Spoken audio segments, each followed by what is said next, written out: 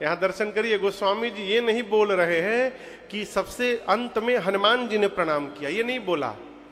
किसने प्रणाम किया?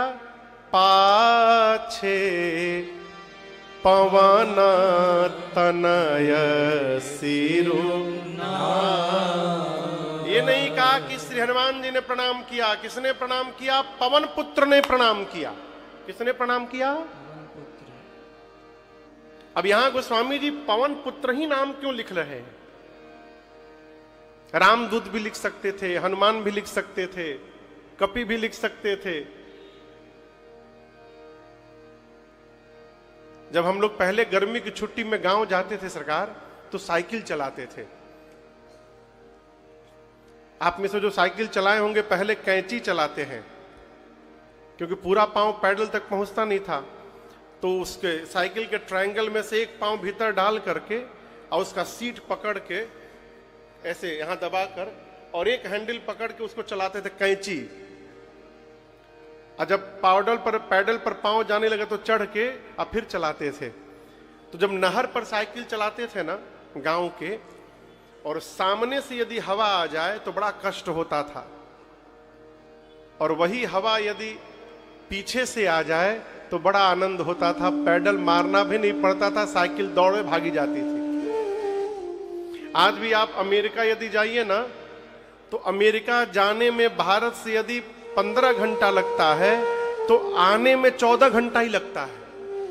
क्यों? यहां से जाते समय हवा सामने से रहती है, इसलिए जहाज को अधिक समय लगता है। आते समय हवा पीछे से रहता है, इसलिए जहाज जल्दी पहुंच जाता है। गोस्वामी जी कहते हैं पवन सभी कपियों के जाने के बाद हनुमान जी पीछे से पवन पुत्र बनकर जा रहे हैं, यानी हवा लेकर। इसका अर्थ है यदि किसी कपि के मन में जाने का मन नहीं भी होगा तो हनुमान जी अपने वेग से उसको लेकर के राम कार्य में चले जाएंगे, इसलिए सबसे पीछे गए हनुमान जी। हनुमान जी लेकर चले। भगवान ने कहा कि जाइए हनुमान जी। बुलाकर भगवान ने सिर पर हाथ रखा, अपनी संध्या की मुद्रिका दी और कहा अनेक प्रकार से सीता को समझाकर मेरा विरह बल बताकर शीघ्र आइएगा। राम जी ने हनुमान जी को जाने के लिए कह दिया और राम जी ने हनुमान जी को आने के लिए कह दिया। इसका अर्थ है अब कोई भी माई का लाल हनुमान जी को रोकने वाला नहीं है, क्योंकि राम जी का वचन ही हनुमान जी को ले जाएगा और वचन ही हनुमान जी को लेकर के आएगा।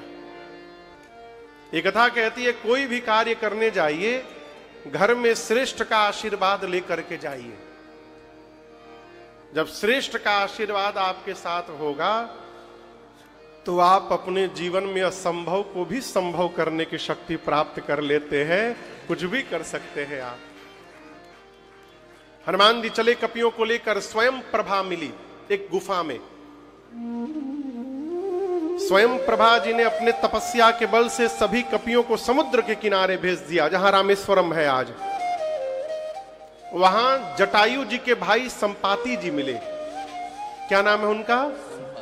और संपाति जी ने पूरा डिटेल एड्रेस बताया सीता मैया का। बोले मैं रोज देखता हूं, मैं देखा हूं तुम नाही, गीधहि दृष्टि अपार, बूढ़ भयं न करतेऊं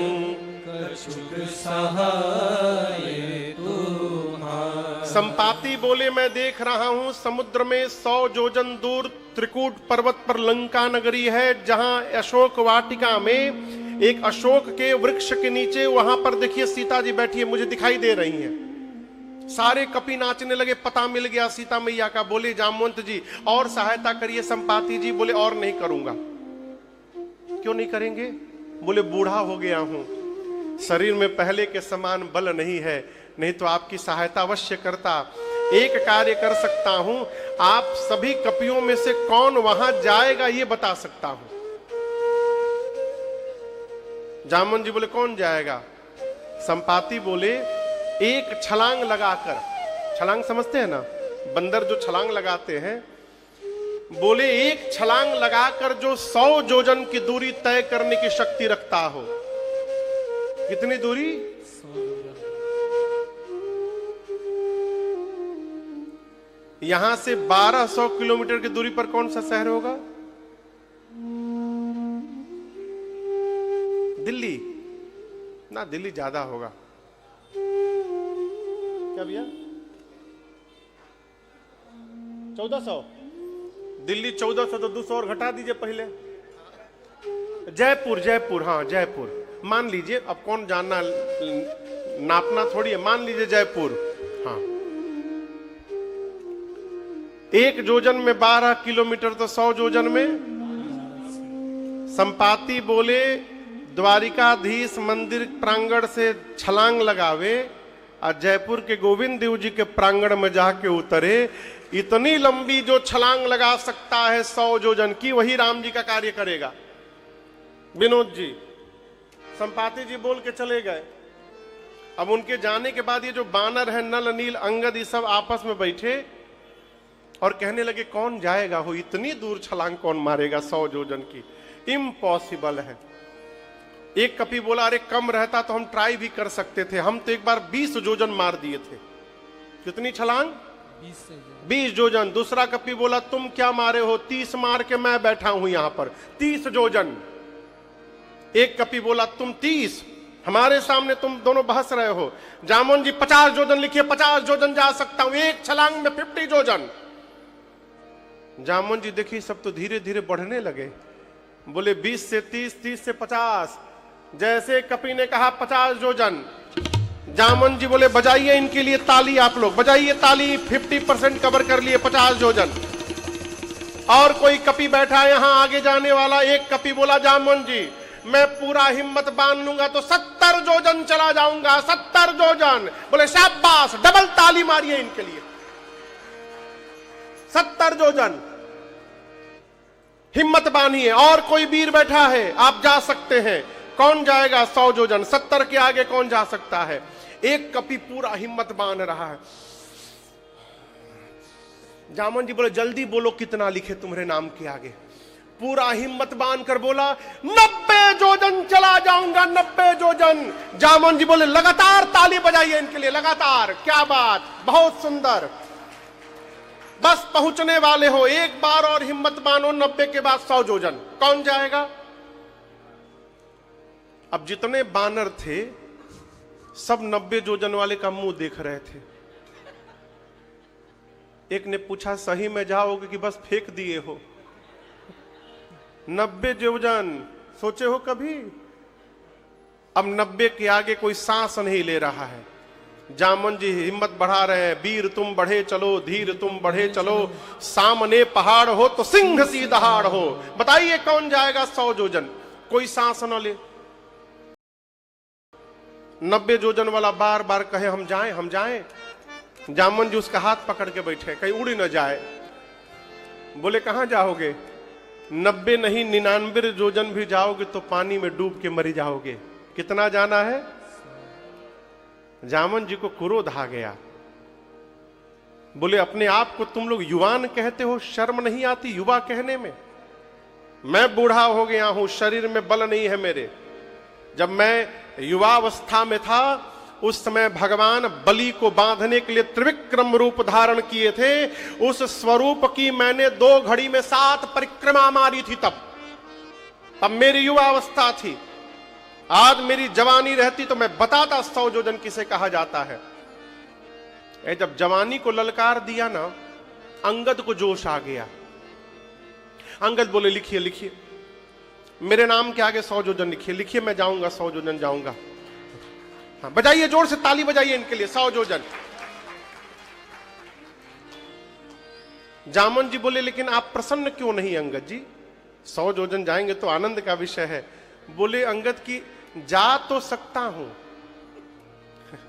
रिटर्न की मेरी गारंटी नहीं है कि आ पाऊंगा। अंगद कहे जाऊं मैं जी असंशय कछु। जामोन जी बोले जब जाके आ ही नहीं पाओगे तो बीच में काहे लबर लबर बोल रहे हो? अच्छा आप बताइए जाना किसको है? जोर से बोलिए। जिसको जाना है वो चुपचाप बैठा है, और जो नहीं जा सकता सब अपना अपना विजिटिंग कार्ड लेके खड़े हैं। 20 योजन, 30 योजन, 50 योजन, 70 योजन, 90 योजन। काम करने वाला चुपचाप काम करता है, जिसको कोई काम नहीं करना वो एक काम बहुत अच्छा करता है, फोटो खिंचवाता है केवल। हाँ, जहां कुछ हो जाए सामने खड़ा होकर फोटो खिंचवाएगा। काम करने वाले को टाइम कहाँ है फोटो के लिए। जामन जी पूछे कपियों से, हनुमान जी कहाँ है? बोले पता नहीं, इधर प्रेम भिक्षु जी का एक मंदिर है, वहीं कीर्तन चल रहा है। सामने ही प्रेम भिक्षु जी का एक मंदिर है राम जी का, वहां अखंड कीर्तन चल रहा है। हम देखे वहीं जाके बैठे हनुमान जी। जामन जी लेकर कपियों को गए वहां और जाकर देखे हनुमान जी आंख बंद करके, राम सिया राम जय जय राम, राम सिया राम जय जय राम, राम सिया राम जय जय राम, राम सिया राम जय जय राम। कहे रीछपति सुनु हनुमाना, कहे रीछपति सुनु हनुमाना, का चुप साधी रहे बलवाना, का चुप साधी रहे बलवाना, पवन तनय बल पवन समाना, पवन तनय बल पवन समाना, बुद्धि विवेक विज्ञान निधाना। बुद्धि विवेक विज्ञान निधाना। जामन जी बोले, हे बजरंग बली आप मौन क्यों है? पवन पुत्र हैं आप, पवन के समान आपका बल है और वेग है, आप जाएंगे ना उस पार। हनुमान जी राम सिया राम जय जय राम, राम सिया राम जय राम, राम सिया राम जय जय राम, राम सिया राम जय जय राम। जामन जी बोले कीर्तन का समय नहीं है, कवन सुकाज कठिन जग माही, कवन सुकाज कठिन जग माही, जो नहीं होई तात तुम पाही, जो नहीं होई तात तुम पाही। हे बजरंग बली आपके लिए कौन सा कार्य संभव है जो आप नहीं कर सकते? बोलिए, आप जाएंगे ना उस पार। हनुमान जी महाराज राम सिया राम जय जय राम, राम सिया राम जय जय राम, राम सिया राम जय जय राम, राम सिया राम जय जय राम। राम काज लगी तव अवतारा, सुनतै भयउ पर्वताकारा, राम काज लगी तब अवतारा, सुनतै भयउ पर्वताकारा। जामन जी बोले, हनुमान जी आप